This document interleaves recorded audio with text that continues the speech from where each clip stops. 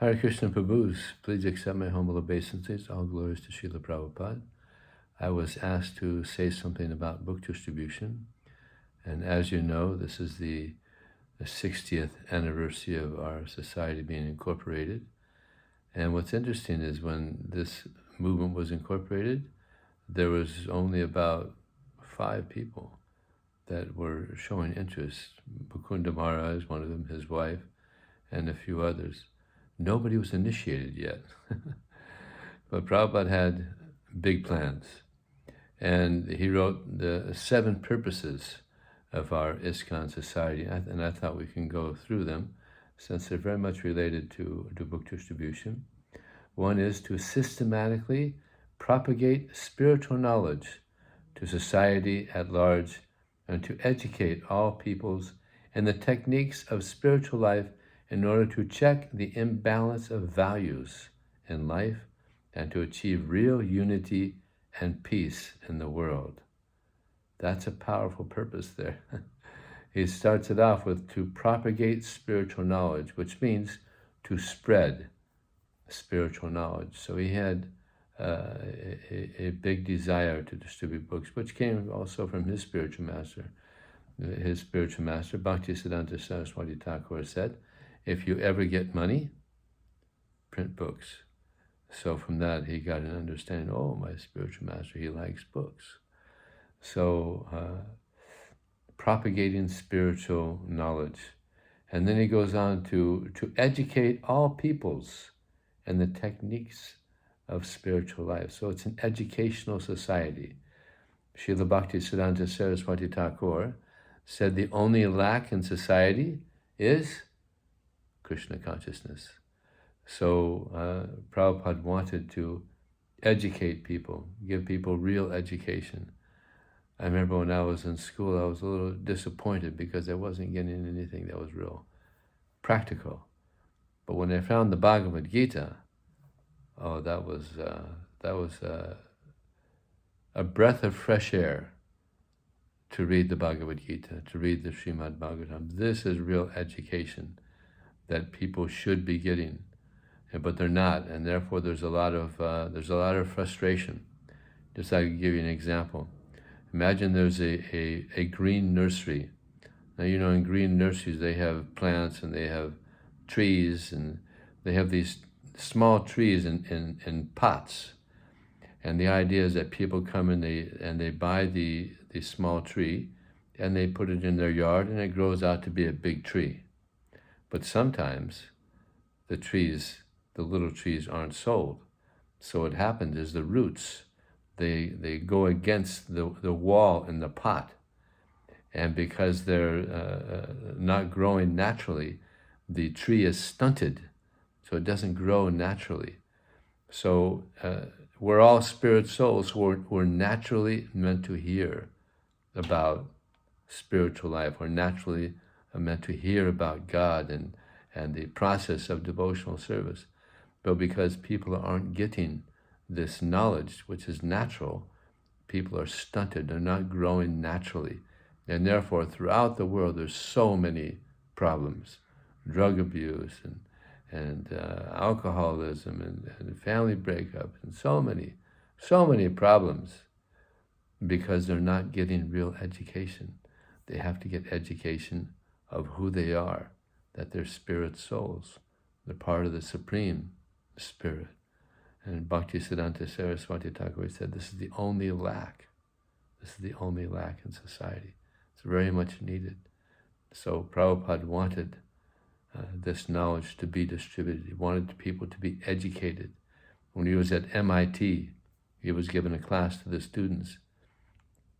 And he asked the students, why is there not a course where you could understand the difference between a dead body and an alive body? Why is it you can't learn about the soul? So yeah, they were a little, why can't we learn about this important thing? So it's, as Socrates, he used to teach about the soul. And he's the father of philosophy. But now, throughout the world, you can't learn anything about the soul. Because the leaders, they can't understand. Even right from the beginning, when Socrates was teaching, the leaders in Greece, they said, no, you can't teach this. You have to stop. He said, I'm not going to stop. So he continued, and they said, well, if you don't stop, we're going to kill you. He said, yeah, I'm not going to stop. So they gave him this poison, and then before they gave it to him, they said, so what do you want to do? You want us to bury you, or you want us to burn you, or what do you? His reply was, you'll have to catch me. Because he knew, I'm going somewhere else. Prabhupada was very fond of Socrates, because although he didn't have a guru, he didn't have any books, he was so intelligent that on his own he realized, I'm a soul.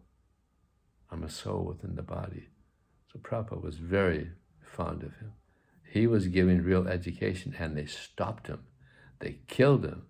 I mean, this is real Kali Yuga. So then this goes on to say, to check the imbalance of values in life. So they don't know what is actually valuable. The Bhagavatam says, Natevatu svartha gatinghi Vishnu. They do not know what is actually valuable. What they're thinking is valuable is sense gratification. Therefore, the main religion throughout the world is sense gratification.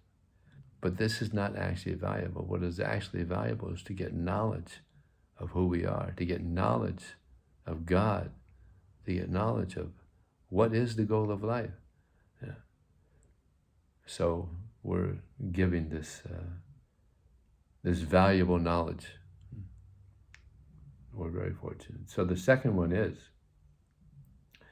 to propagate, to spread a consciousness of Krishna as it is revealed in the Bhagavad Gita and Srimad Bhagavatam. So Prabhupada wanted people to know who God is. Just like he started the society, the International Society for Krishna Consciousness. And one person said, well, can I suggest that you call it the International Society for God Consciousness? Make it more clear. And Prabhupada said, no, people don't know who Krishna is, who God is. So he wanted people to know that Krishna is God. Yeah. Prabhupada used to say that there's so many countries, they're doing so much export. In India also, there's doing export, but every 2 months, they're exporting another god. Cheaters. Yeah. And I was just reading in the Leelamrita, Prabhupada was in 26 2nd Avenue, and one person on LSD, somehow he got up to Prabhupada's room and he said to Prabhupada, I'm greater than you are. I'm higher than you are. I'm God. And Prabhupada said, please accept my humble obeisances. God, will you please leave? So he left. So there's so much illusion around the world. So Prabhupada came to give reality of who God is. And the way to propagate a consciousness of Krishna, as it is revealed in the Bhagavad Gita and the Srimad Bhagavatam. The Bhagavad Gita gives so much clear information of Krishna. Of course, the Srimad Bhagavatam as well. I remember when I first read the Bhagavad Gita, I was so happy, because I was looking for the truth. I was looking and looking, and it wasn't nothing satisfying. But when I read the Bhagavad Gita, I said, yes, finally I've found the truth. And this is what it is. Krishna says, Mata Paratananya Kinchidasti Dhananjaya. There is no truth superior to me. Everything is resting on me as pearls are strung on a thread. So Krishna, he is the cause of all causes. He's the creator of everything. There's nothing superior to Krishna. So 3, to bring the members of the society together with each other and nearer to Krishna, the prime entity, thus to develop the idea within the members and humanity at large that each soul is part and parcel of the quality of Godhead, of Krishna. So we're the same as Krishna in quality, but not in quantity. Yeah. Krishna is much, much, much greater to us. And Prabhupada used to give the example of the drop of water and the ocean. The drop of the water the drop of the ocean is the same in quality, but not in quantity. So we're very small, but we have the same quality as Krishna. So then he goes on to say, to teach and encourage the Sankirtan movement, congregational chanting of the holy name as revealed in the teachings of Lord Sri Chaitanya Mahaprabhu. So this movement is a movement which is based on compassion. This is the foundation of the society, and it began with Lord Chaitanya Mahaprabhu, who was when he went to South India, there was millions of people chanting Hare Krishna and becoming devotees. So Lord Krishna, he came and he told us to surrender. Sarvanamam pratyajya. But Lord Chaitanya came and taught how to surrender. He was the devotee. He came as a devotee to teach us how to be a devotee. And when he was in South India, he came across one person named the Kurma Brahmana, and he was so happy to have Lord Chaitanya as a guest in his home. And when Lord Chaitanya was leaving the next day, he wanted to go with Lord Chaitanya. He wanted to just renounce his family and just go with Lord Chaitanya. He became so attached to Lord Chaitanya. And Lord Chaitanya said, no, you stay here. Yare deka tarika Krishna upadesh amara agyaya guru hanatare desh. You learn the teachings of Bhagavad Gita, Srimad Bhagavatam. Teach the message of Krishna as it is in the Bhagavad Gita and Srimad Bhagavatam. And this way you become a spiritual master and liberate everyone in that. He wanted him to preach the message of Krishna. And Krishna says, Yare Dekatarekaha Krishna Upadesh, Amara Agyaya Guru Hanataradesh. Anybody who is teaching this message of Bhagavad Gita is most dear to me, and there'll never be anyone more dear to me than such a person. So, quite often when I'm on book distribution, I think, well, to be on book distribution is the safest place to be in the universe, because this is very pleasing to Krishna and very pleasing to the acharyas. So it's a wonderful, wonderful activity. So the next one is to erect for the members and for society at large a holy place of transcendental pastimes dedicated to the personality of Godhead. When Prabhupada was in New York City, he was sitting on a bench, and one person named Mr. Rubin, and Prabhupada was speaking to him, and he said, you have temples? He said, yes, I have temples. I have so many temples, but time is separating from it. So Prabhupada knew. He knew what was going to happen. And it was actually predicted. It was a horoscope when he was in India, that he would erect 108 temples. So he knew amazing things were going to happen within his lifetime. There was an article in, I think it was Newsweek magazine, of people who had become successful after the age of 60. And Prabhupada was one of them, one of the 10 who became very successful after the age of 60. And actually, Prabhupada became very successful after the age of 70. So if they had that article after 70, I'm sure it would have been much smaller. But Prabhupada was so successful after the age of 70. Generally, people are retiring. I just turned 70 recently, and I'm feeling it.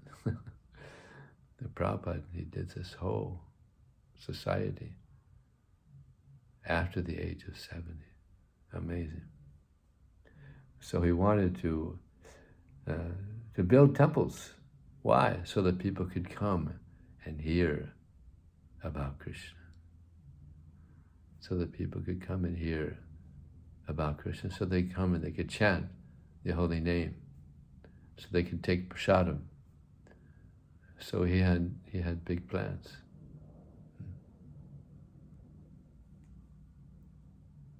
Next one is to bring the members closer together for the purpose of teaching a simpler and more natural way of life. Therefore, our motto in this Krishna consciousness movement is simple living, high thinking. We don't need elaborate space to live, or no, we live simply. I remember when I first joined, all of us were sleeping on sheets. That was our bed, sheets. And our pillow was our arm, as it's mentioned in the Srimad Bhagavatam. And there was 30 of us. So we had 30 seconds to take a shower, cold shower. So things are very simple. They were nice though. We're all happy. Distributing books and living a simple life. It was wonderful. Yeah. Simple living, high thinking. The next one is, the last one, this is number 7, with a view towards achieving the aforementioned purposes, to publish and distribute periodicals, magazines, books, and other writings. So it's very clear that Prabhupada had a strong desire to distribute books. He was determined to distribute a lot of books. And I remember in the early days, in 1978, my Sankirtan leader said to me, he said, we should have such determination to distribute books that even if everyone leaves our society, we should have the determination to get the books printed and distributed. He said, even if all the BBTs stop, there's no books in the warehouses, nothing, all the devotees leave, we should have determination to print the books and distribute. And I thought, wow, that's determination. And Prabhupada had that determination before he came to America. He was writing the books, printing the books with no money. He was just getting donations and then distributing the books. When Devi Shakti Mataji was distributing books at the universities in Bombay and other places, she would find that some of the universities already had books because Prabhupada had gone there before he went to America. And he was telling her about where to go because he had been to so many of these universities distributing books.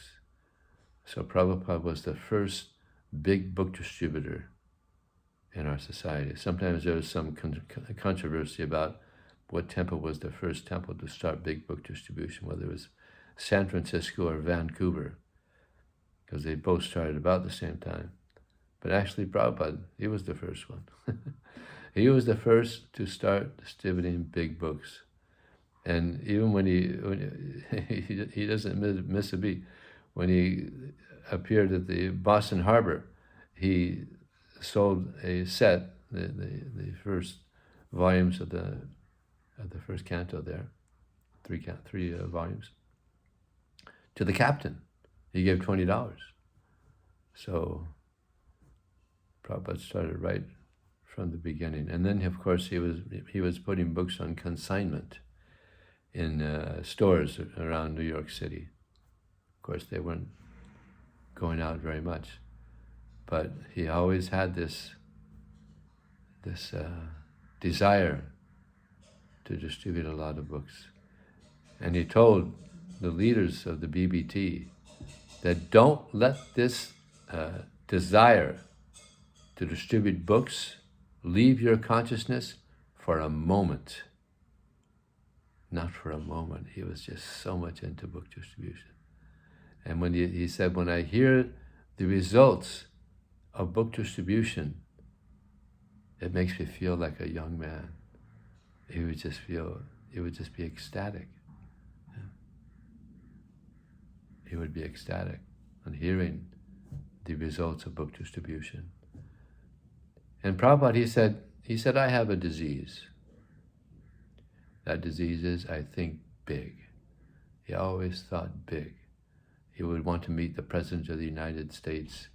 Actually, I heard recently that he wanted to make the Mayapur city independent of India, its own country. And the currency would be Chaitanya's. So Prabhupada, he thought big. And now we have another person in our society who has caught the same disease, Vaisesika Maharaj. He has this goal of distributing 100,008 books by, September 27th, I think.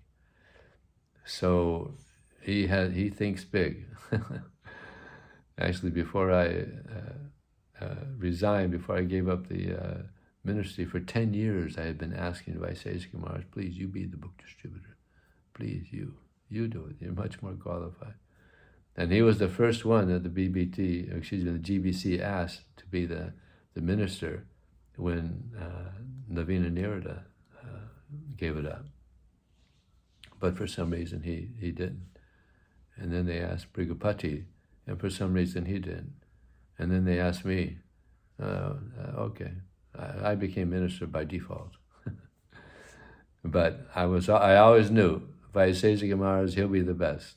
So by Krishna's mercy, now he's the minister, and we're going to see amazing things happening. We already have seen amazing things.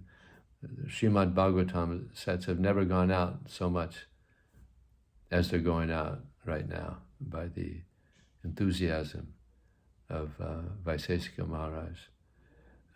So I'm sure if Prabhupada were to come back and meet Vaisesika Maharaj, he would get a big hug, just as he gave a big hug to Bhattitirtha Swami, who was distributing so many books in the communist countries.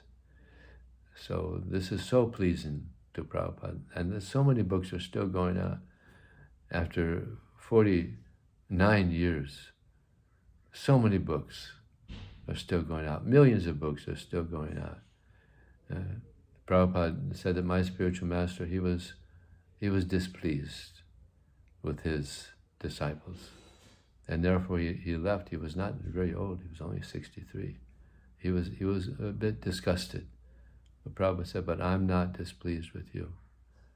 And how much pleased he would be with us, that although he's been gone for so long, of course we've gone through some growing pains, but still this movement is growing. Now I heard we have 1,273 temples around the world, and over 10 million books going out every year. That's great. Of course, we should not be complacent. We should always try to increase, because Prabhupada, he wants us to fulfill the desire of Sri Chaitanya Mahaprabhu. And what was that? Priti Viti Achayata Nagaradi Gram Sarva Trapachoy Hori Morina. That the name of Krishna Chaitanya Mahaprabhu will be distributed, will be heard all over the world, every town and village. So we're giving the name of Krishna Chaitanya Mahaprabhu all over the world. Of course, there's a lot of towns that haven't heard, but we're still spreading the movement. It's so interesting that Bhaktisiddhanta Saraswati Thakur, he called the book distribution the Brihat Mridanga, the big Mridanga. Now back then there wasn't many ways to travel. Of course there was trains and they had cars. But the way that books are traveling around now is as far as big distances, is by planes. People are getting books, tourists are getting books, and they're going to their homes. So many books now, they're in Saudi Arabia, in these Muslim countries and communist countries, because people come as tourists and they get books from us and they take their books home, to where it's illegal to distribute books. So he coined it the Brihat Mridanga. And I've had experience, because I distributed books in the airports for decades. And I would give so many books out to people that are going to other countries. And then as a minister, I was traveling a lot. And I would meet people who got books from me in Los Angeles or Miami and had become devotees. And they were very much appreciative for this Brihat Mridanga that Srila Bhaktisiddhanta Saraswati Thakur inspired in Srila Prabhupada, and whom Srila Prabhupada inspired in us. And now we've accepted this. We've inherited this this desire of the acharyas to distribute books. So we have to push on more and more, always increase, always better service. This is one of these sayings of Vaiseshika Maharaj and the ISV, always better service. Should always be trying to do more for Krishna. So those are a few words. I wish I was there with all of you, getting your association. Thank you very much. Hare Krishna.